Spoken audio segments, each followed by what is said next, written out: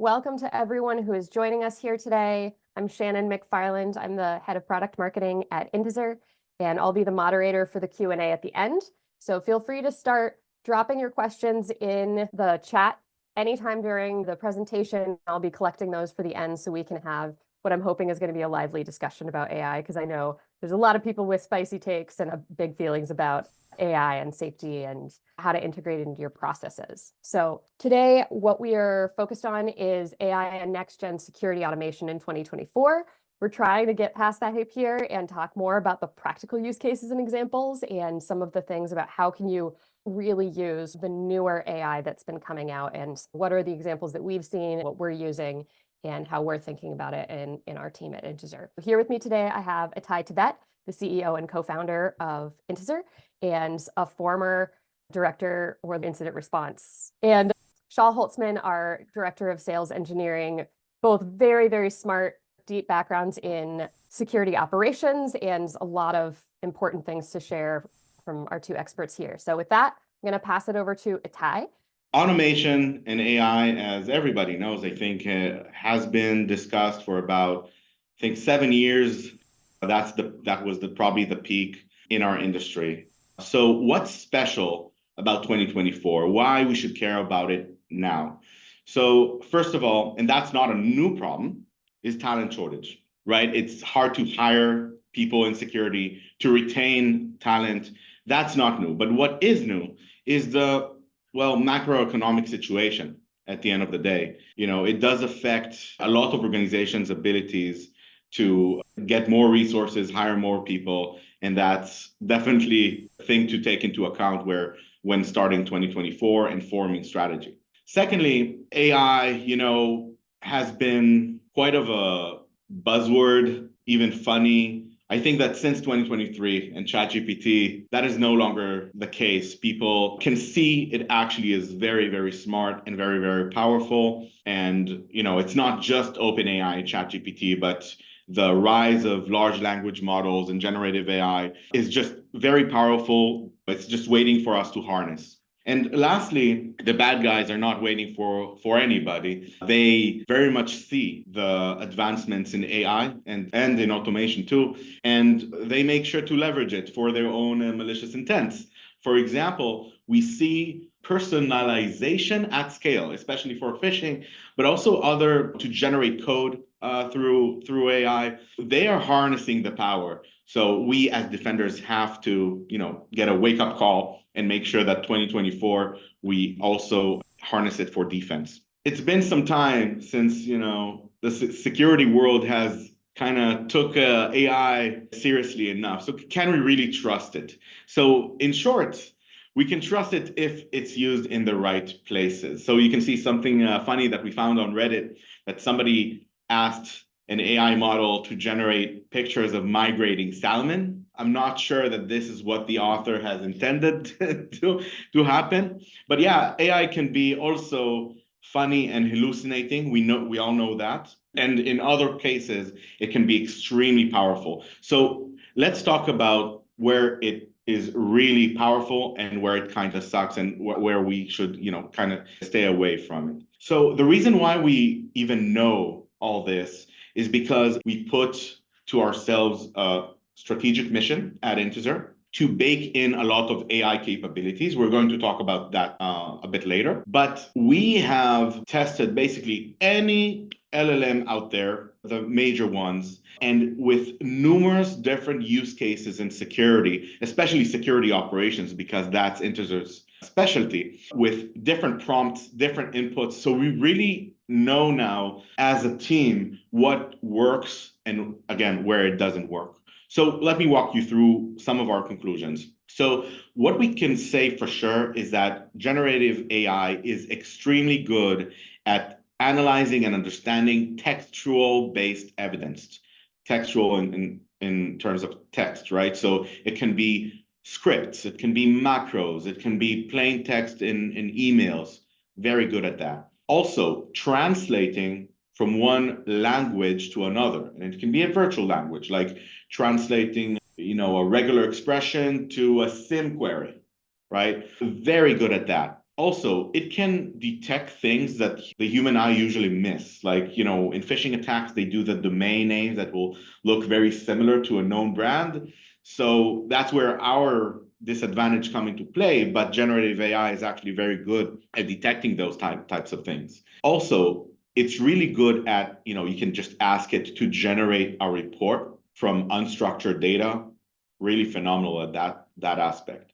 And lastly, kind of relates to the first point, but assessing text-based artifacts from host telemetry, such as processes, command lines, registry keys, services, auto runs, logs, all that is, again, very good because it's based on text and it can be extremely powerful. So if you and your team are thinking, hey, where should I try, as first step to adopt AI, we would definitely recommend trying one of those or all of those as first step. Now, where comes the disadvantage and where comes the funny hallucinations? So first of all, we noticed after a lot of testing that generative AI it's not so good at critical thinking. And what does that mean? So usually AI tries to please you as a prompt writer, right? So to give you an example, we gave a lot of large language models, we gave them some technical alert information, and in the alert, it had the word suspicious. So it already, kind of wired to say, oh, the word suspicious is there. It's probably something bad, but in fact, it was a false positive. Just the fact that, the EDR or firewall said it's suspicious, that's why we wanted to investigate with AI and not just to take it for granted. So that's where it can be quite biased. So we need to be careful with that. Also, anything that is related to more of a hands-on security investigation approach, like collecting evidence, analyzing the binary compiled code and software, running it in a sandbox. Of course, it doesn't have a sandbox, right? Analyzing injected code into memory and so on and so forth. This is where regular or traditional analyst skills can really help, and AI is really not the answer for everything. AI is definitely not a silver bullet for everything, but again, in few cases, especially text-based evidence, it can be absolutely phenomenal. So when we put ourselves the mission to really bake in AI capabilities and adopt it, we saw some challenges that we think if we share it with the audience, it would be very helpful, because I think all of those challenges would be felt by other organizations who try.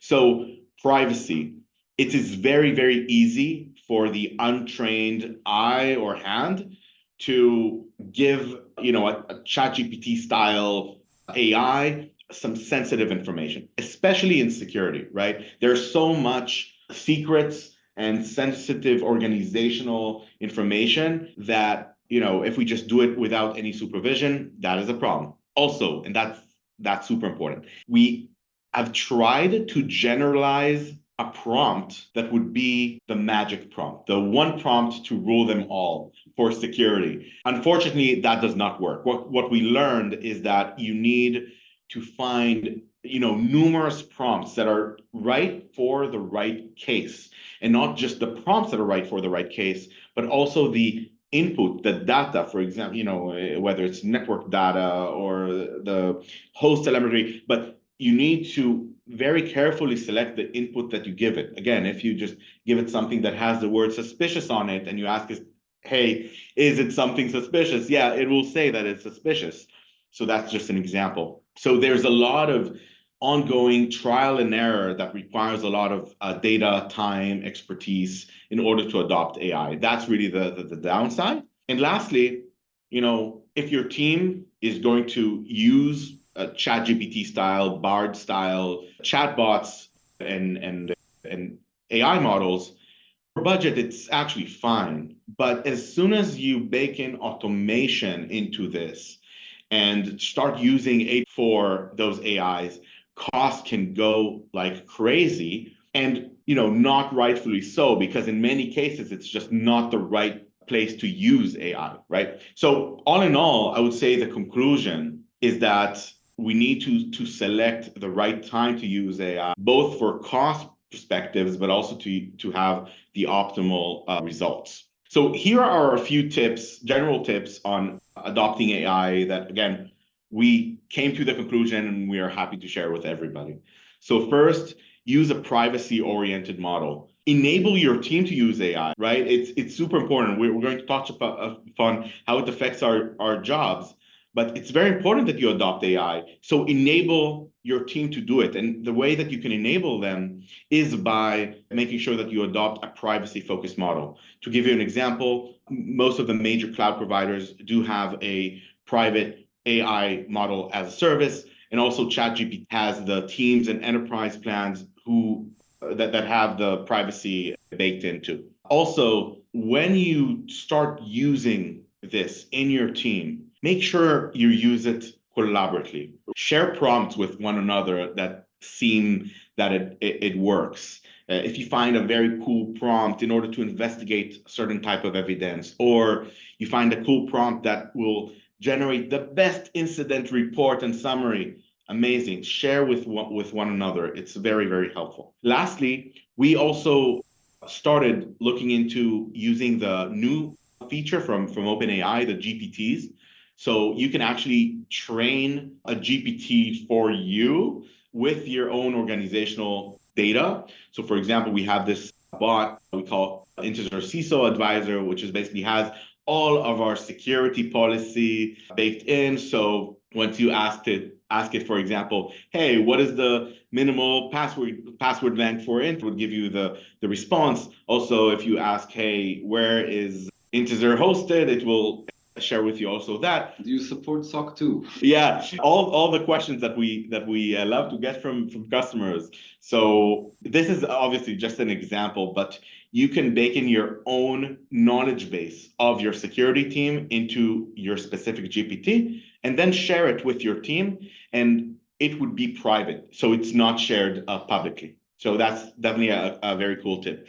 The last tip, I think, for adopting AI is once you feel ready after trying things manually, leveraging its API takes it to a whole new level, of course, from manual and chatting, with the keyboard to actually streamlining your security operations. So the steps that we recommend to take is actually first have manual experimentation, meaning using a chatbot, checking it out. Later on, use the playground. So for example, OpenAI has their publicly available playground that you can actually test API requests and responses, and then gradually test it until it comes to production. You would not want to just press a button and have a critical automation workflow with AI built in and just, make it run. Probably the results would not be good at the first time. Test it out, do it step by step. This is our recommendations, and really what we have gone through in the last year or so. And of course, if you do want to use the APIs, which we recommend, that can be done through workflow builders like SOAR systems. If you have a SIM, in many cases, you have also a SOAR built in the SIM, like in Azure Sentinel, but you also have some external SOARs like Splunk Phantom and XOR by Palo Alto. So they usually would have some ability to just call a web request. That's how you would activate the API of OpenAI, or not just OpenAI, but other large language models too. We have not seen any kind of dramatic differences, I would say, between different large language models for security. We have seen a slight advantage to OpenAI, and that's why I'm using that example so much. So if you are kind of thinking, hey, what should I pick? Try for yourself, but in our experience, OpenAI is slightly performing a bit better. The last option where we're going to dig into much further is, in order to adopt AI in an automated sense, is to use systems that already have that built in, like Integer, and obviously we're going to show you some demonstrations for that. So the big questions are... The elephant in the room. The elephant in the room is, are they gonna take our jobs? So in our conclusion, at least in the short term or medium term, it is absolutely going to make tier one, L1 SOC completely obsolete. And not just AI alone, but the combination of AI together with automation, both traditional and also next-gen automation, will make tier one tasks like the first stage of funnel alert triage very much obsolete. I actually think it's a very good news for most of the audience here, because at the end of the day, that's the job that we all hate to do. At the end of the day, it's like sifting through thousands of alerts. In some cases, we have hundreds of thousands of alerts per week, and that's definitely the case. However, we don't see anytime soon AI and automation replacing, L3 for sure, and also, security engineers, architects, and so on. But the L1 piece, the very basic alert triage, which anyway, nobody likes to do, that is probably going to be gone very shortly. And we recommend everybody to plan for it too. And maybe just to add, from my experience working with many SOC teams, usually you have your title, your L1, L2, L3, but in practice, many L2, L3 do triage as if they were L1. Right. And your L3 also does detection engineering and builds their own automation in order for them not to need to do that manual work. So in practice, that's going to free up a lot of the time for L2, L3 to actually do what they're meant to do. Yes. And it's written also in the slide. It's quite clear that, history shows us that at the end of the day, those who are going to be impacted in terms of jobs are those who do not go with the flow and understand that, okay, something needs to change and adopt the change, right? I think that where it's going to affect the most is the demand for security analysts who do not know how to leverage AI is going to decline. But those who do know how to leverage AI, that's actually going to increase, and we're going to show you some interesting statistics about that. I think the same thing, I come from an engineering background, programming background. I think the same thing is true also for programmers. There would be a very decrease in demand of programmers who do not know how to leverage AI in their job. That's very simple. So I think the same thing would happen in security too.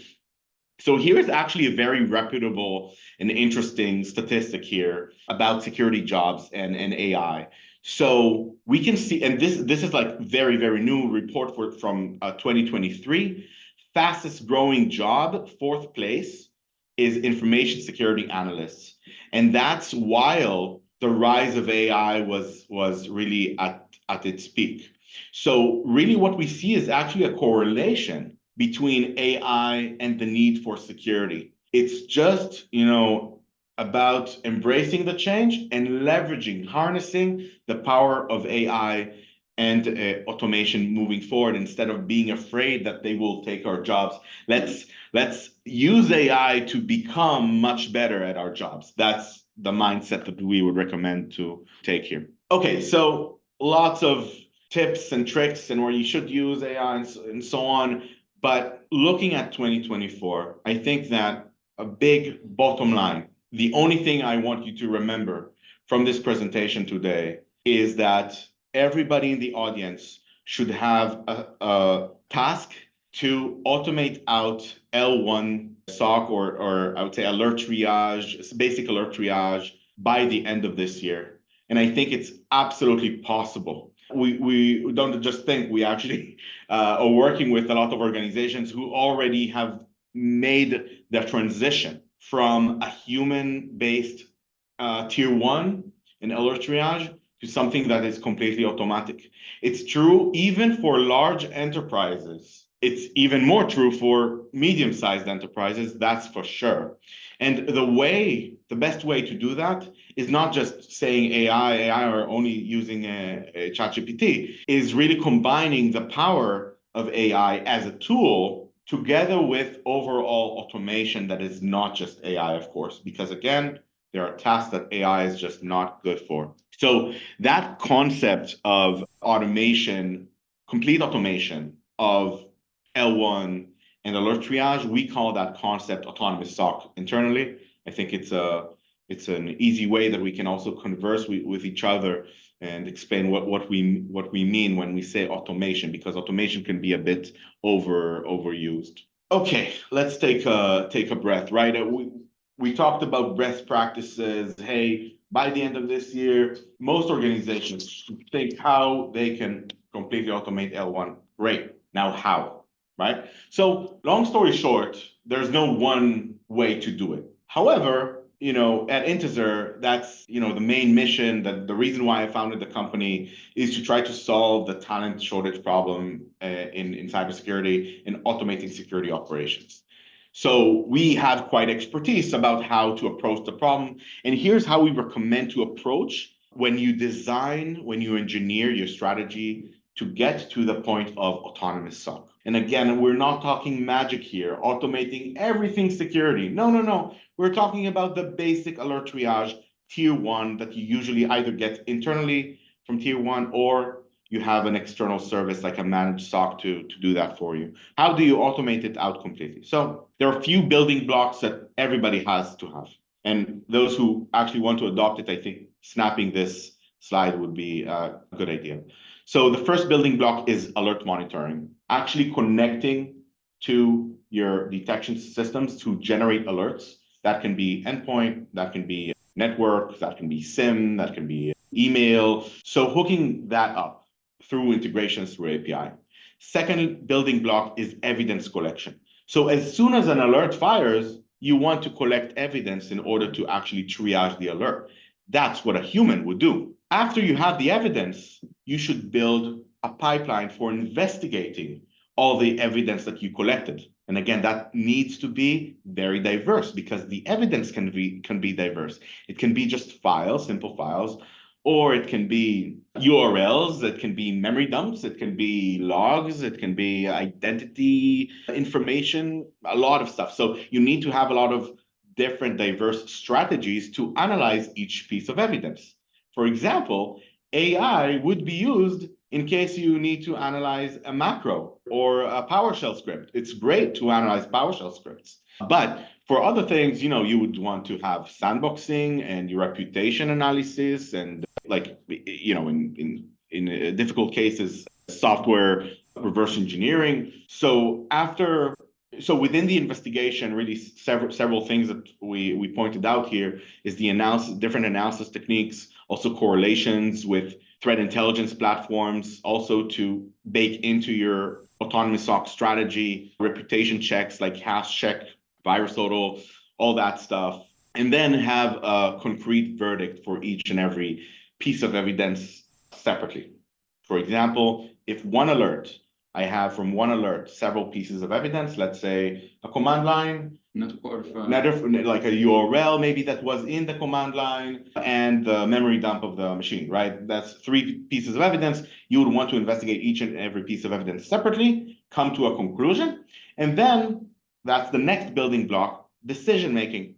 Okay, I have all the results from all the evidence analysis. Now I need to make a decision. Is it good? Is it bad? Is it a false positive? If it is a true positive, how important it is? Should I escalate it to the team as the tier 1 or not? And so on and so forth.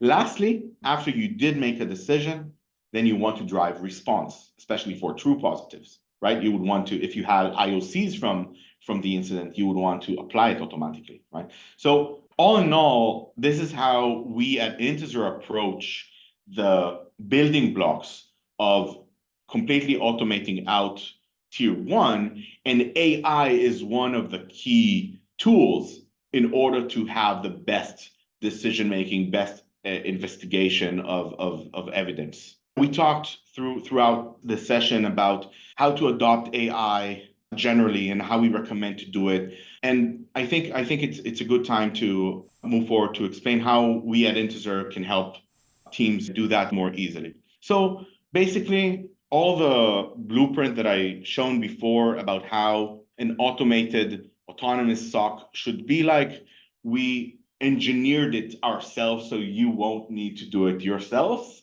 And basically, Intezer provides a very simple thing and experience. Once you have, usually most of our customers have quite a few alerts that they need to deal with every day. Once they connect Integer, basically they get an almost identical experience to what they would get from a managed SOC, which is get only serious incidents escalated back to the team. False positives are resolved automatically based on our decision-making logic. Every alert, not just the ones who are escalated, are fully enriched with context, IOCs, recommendations, and so on and so forth. So the architecture of Integer on a high level, and we call the product autonomous SOC, you can see it in our website too, is that we connect directly to those detection systems, right? It can be your endpoint security. It can be your phishing inbox. Like every time that a user reports phishing, it usually lands in a SOC. So hook in your email, and then lastly, hook your SIM, which aggregates a lot of other alerts from other systems. And then again, as I mentioned before, as soon as an alert fires, we automatically investigate it using multiple techniques, and then we escalate only the serious incidents back to the team. That's kind of the gist of what we do. Shaul, anything that you'd like to add, maybe? I think I'll just show how it works. Yeah. Much more interesting. Yeah. So just right before that, I'm sorry, right before that, a few things that worth pointing out, because we have shown a blueprint of how to do it yourself, basically, right? So the big benefit is that adopting Integer allows you to, in a click of a button, adopt next-gen automation and generative AI without any custom engineering. That's really, I would say, likely the main benefit versus doing all this strategy yourself. You can definitely do that, by the way. It's just, it takes quite a lot of expertise, time, trial and error. It's not so easy as it seems. And then, as I mentioned before, we actually have a lot of generative AI baked into our platform. More specifically, we apply this to analyze command lines, scripts, phishing emails. We apply it to correlate between different alerts from different sources. We also train the AI with organizational specific data in a private manner. It's all private, again, without you needing to do all the research and all the hard work. With Integer, the part of the analysis, as I showed in the blueprint, is not just AI, but also multiple types of evidence analysis. And that includes, sandboxing, genetic analysis, which is what we kind of most known for in the world, URL analysis, and so on and so forth.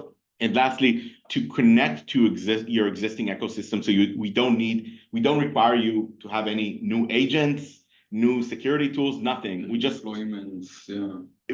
need an API key, basically, from your EDR, and with SIM, we have also some apps, but also in some cases, you just send the webhook, we get it, we analyze it. Yeah, super easy to get hooked up. Usually it takes, I don't know, a few minutes. Yeah, a few minutes if you're dedicated, and if it takes you some time, it can take 2 hours. But this is really how it's going. So enough words and enough chat. Maybe let's see it in action. So yeah, I just want to say that I haven't done a webinar in a while, and the system has been expanded and advanced so much since my last webinar. So I'm really happy to present it.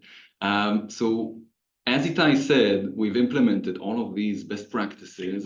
Are we seeing the system, right? Just confirming. Yeah. Okay, perfect. Thank you, Shannon. All good. So we've implemented all of these best practices inside Integer, and I'm going to go over a few screens and a few examples from our clients so that you can understand and see in practice everything that Itai said. So this is the main dashboard, and I want you to see and notice a few things here.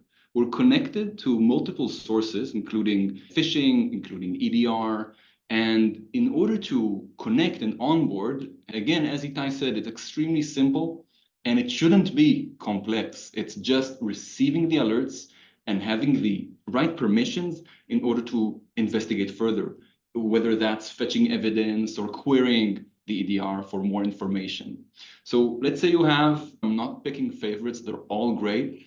All I need to do is click on CrowdStrike, click on Connect, and you need to provide us with your API key your secret and provide us with the right permissions. Again, as you would if you want to onboard a new MSSP, MDR, you need to provide those permissions. They need to see the alerts and all related information. Once you give us this, you're connected. So again, you don't need to install an agent. You don't need to configure anything on your side. Get us the API and you're set.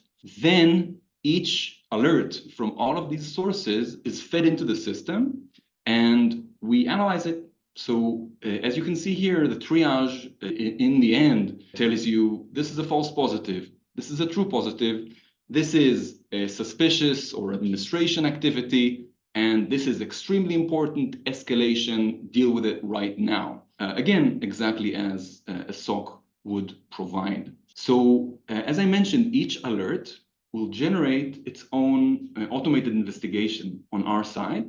And you can see here just the screen here with ingested alerts coming from Splunk SIM, for example, from reported phishing. If I click here on filters, you can see we have many more sources feeding into this automated flow. Each one has its own verdict and its own triage status. And based on that, you can, of course, filter or look for it. A really important note that I want to give here, we have this beautiful GUI, but you don't really need it. From our experience with clients, everyone has their own SOAR or ticketing system, case management system.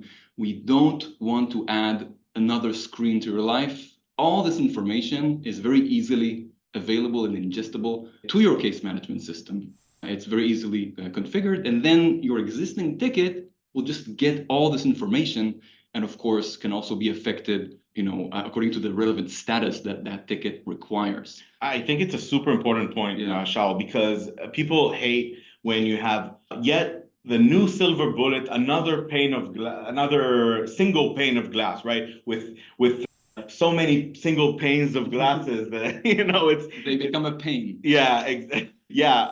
So here in this place, it's the single pane of glass specifically for the Integer platform, but most of our customers, by far, I think, are actually not monitoring this screen continuously. You can see that for alerts that our decision-making engine has decided, hey, this should have been escalated to the team. So they would actually get, like Shaul said, a ticket to the case management tool that the team is using today. Some people have ServiceNow, some people are used to Jira. Some people are just getting an email. Yeah. That's absolutely fine. But then in the escalation email, if we can maybe show an example of that, I think it's a good time. Yeah. So this is generally how it looks. It's you actually have a link back to, okay, now that an alert has been escalated, you can click on view alert and then see more information on our screen, but you should not monitor 24/7 yet another tool. And that's exactly what you explained about fitting into the existing workflow. Right. We're not here to revolutionize your workflow. We just want to enhance it. So let's start with specific examples. So each of those alerts exactly on time. This is Ace. He's our company mascot. Show your pretty face. Lovely. Yeah. Okay. So he loves automation. This is an example of a typical alert we get. You can see here the source is from CrowdStrike, and the alert topic is execution via PowerShell. First and foremost, the bottom line, this is a confirmed threat classified as lemon duck. This is known malware. On the right, you can see the original information we got from CrowdStrike. So the engine that identified medium severity, original operating system, etc. Now, the fact that it's medium severity is really good that you're showing it, because that's exactly where humans need to come into play, because it's medium severity. Does it mean that I need to call my team on a weekend, or does it mean that it's nothing? It's very hard to say when it's kind of in between. So that's what we're aiming to help people do. Exactly. And the priorities here, it's difficult for a detection system to exactly tell you what the urgency is. And that's why you need triage. Yeah. So what's the evidence?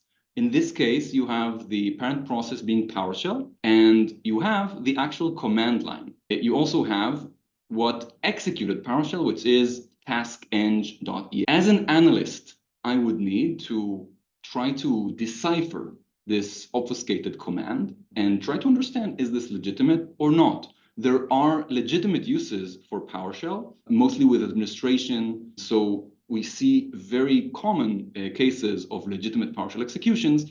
Therefore, it requires specific investigation. So how do we do that? So first, we collect all the relevant evidence. Here you can see we collected the command itself. And if I click, you have the full analysis. So this is the text of the command. You have AI insights here. I'm going to address them in just a moment inside the alert itself. You also have TTPs, techniques that were identified based on the behavior, classic analysis, IOCs. So where does it communicate? Is it known, malicious? In this case, you have reputation telling us this is lemon duck. You also have the full behavioral report, so you can know what the command line were. You can download the PCAP. You have all the information if you want to dig deeper. However, you don't really need to, because we try to provide all the relevant information inside the alert. Second, you have this trusted Microsoft corporation file. This is taskeng.exe. So it's really important to know, was this executed by a malicious file, or was it executed by legitimate software or living off the land tools? Now, in addition to analyzing behavior, it's really important to analyze the script itself. It can give you very strong indicators of what it might be able to do. This is an amazing place to use generative AI. And you can see here, we have AI insights for the process. What can we see here? First, the AI engine, based on the information it collected, already says this is likely to be malicious. But why? So we can see here a few interesting points.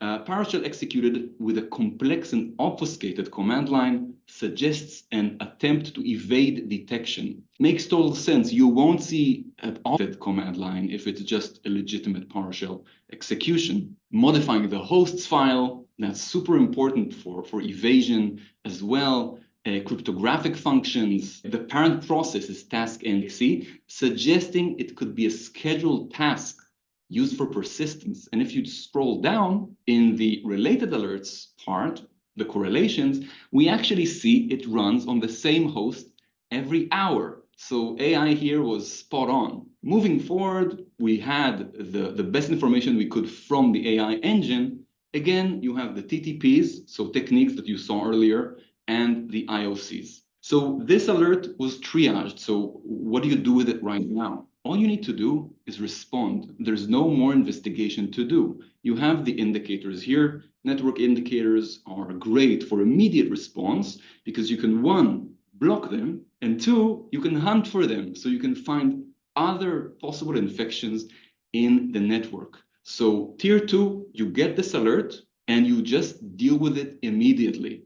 No more investigation needed. Maybe just to add, I think it's super important to convey that at the end of the day, what we try to do when we built it, together with some customers too, is really to mimic how a very good tier 1 team would approach investigating each alert, right? So we really looked at, okay, what do humans do? And also what technology can do that humans can do, and try to convey to replicate the same type of experience. But now, okay, if an alert is escalated, you have all the information as if you had this human-based best managed SOC ever. So yeah, I think you really hit the nail on the head there. And there are 4 more examples. This is surprisingly very typical. We see these kinds of alerts all the time from our clients. This is from Sentinel-1. Again, all EDRs generate false positives. We're not picking winners and losers here. And they have all of them. We work with all of them. We see all of them, and they have great detection capabilities. This alert, again, medium severity, same severity as the last one. But we can see that this alert is file-based. The file here is identified as malicious based on behavior. So using our amazing code classification engine, we were able to simply identify and verify the source of the code here to HP. So this is legitimate HP software. A lot of the times, those software can act in a strange way or unexpected way to the EDR. So verifying the source of the code here is all we need to do. in order to identify it, verify it as a false positive, and close it automatically. So back on Sentinel-1, this is already resolved. It doesn't need to reach any part of the SOC team. It just needs to close. We saw two examples from EDR, but it's really important to understand that this can work with a variety of detection sources. One very common issue that we see with SOC teams is that they're inundated with phishing emails, and not the ones that are blocked. The ones that are blocked are not really interesting. They're blocked by the gateway. Yeah. But there are so many phishing emails that pass the gateway because there are just so much innovation in the phishing field. And if they reach the user, the users today are extremely trained to identify phishing, and they're better than the gateway, but they've also become a bit paranoid, and that makes sense because you have all of those training phishing solutions that try to catch you. So they report the phishing email by clicking a button or by forwarding it to the SOC team. Now, the SOC team needs to deal with those phishing emails and again, do the same process, extract the relevant evidence, analyze them, and make a decision. So again, this is what we replicate. You can see here again, the bottom line, confirmed threat escalated. This reaches the team because it was confirmed to be malicious. The recommended action is to block the email sender and the relevant IOCs, which we'll see in a minute. So here you can see the original email information. And what do? We extract the evidence and we analyze them. That would include the body of the email, all of the attachments, all of the links, and of course, all the relevant headers of the email. We can see here some legitimate images, a legitimate domain, but a malicious link.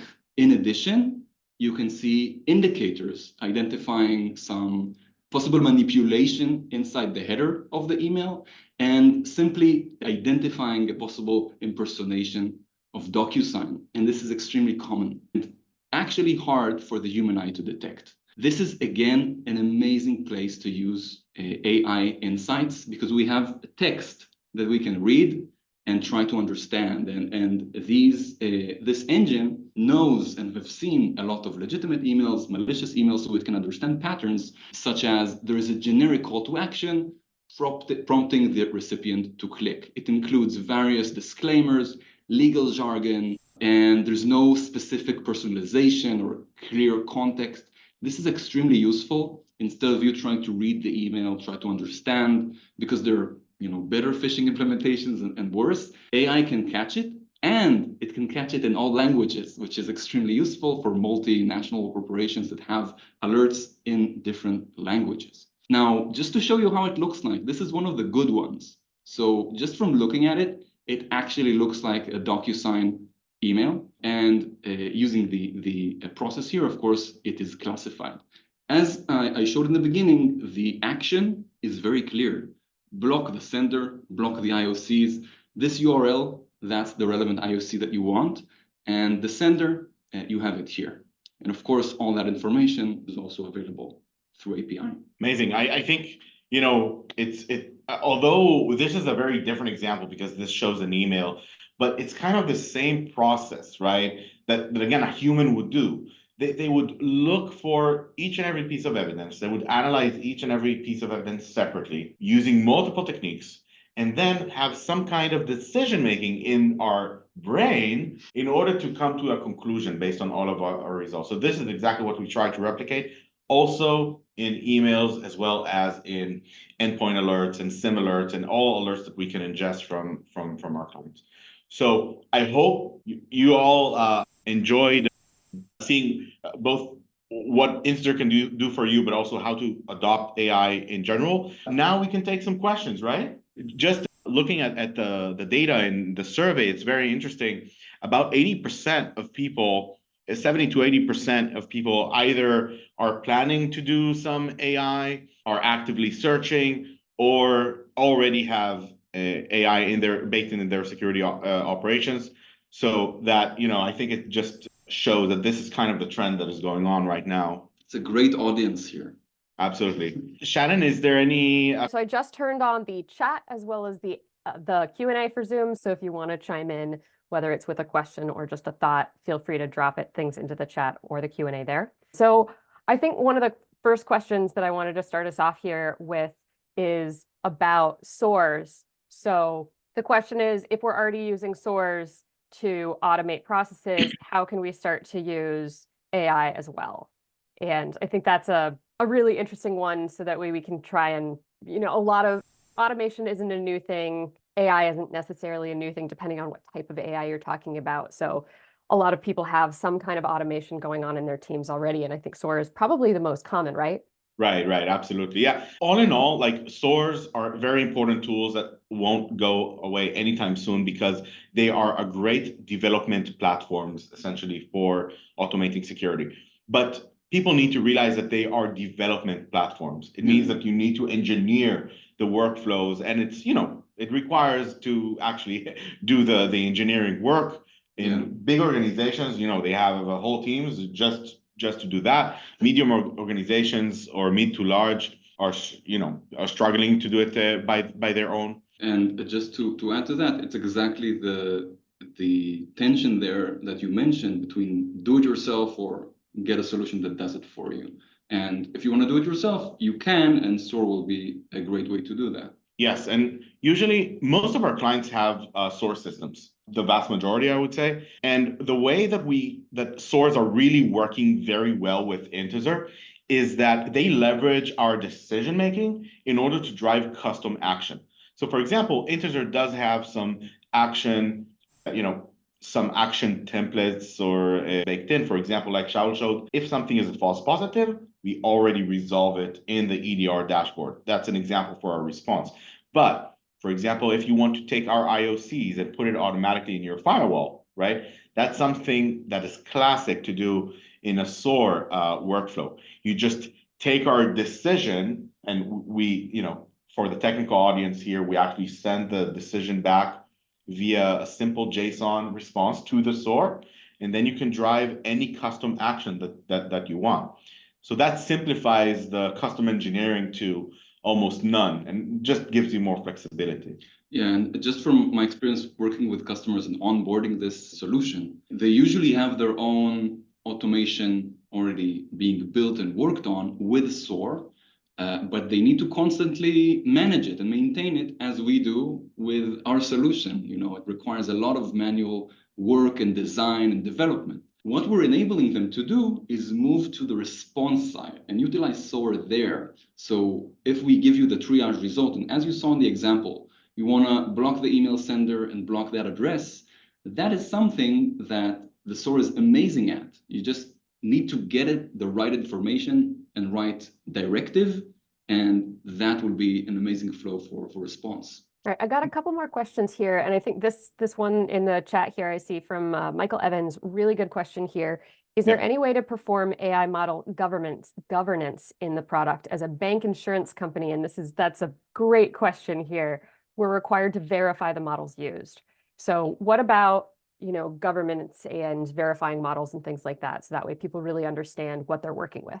Yeah, so usually so in short answer, yes. So I'll address it both in the Intezer platform as well as in general. So in general, again, after just shopping in the market for privacy-oriented AI models, I think we found a few, and we saw that all major cloud vendors do have a very privacy-focused AI models that do not share data with anybody else. But then in Intezer specifically, privacy is, well, priority one. I would say about a third of our clients are financial insurance, right? And so in short, yes, but the real answer is we have documentation about that specifically. It's probably too long to explain, but the question is very smart. Yeah, I know that's a big one a lot of people are worried about. Going back to kind of the hallucinations and some of the other things that we've seen, I've got a question here. AI is not 100% accurate, or is not accurate 100%. Are we able to customize it or improve the accuracy?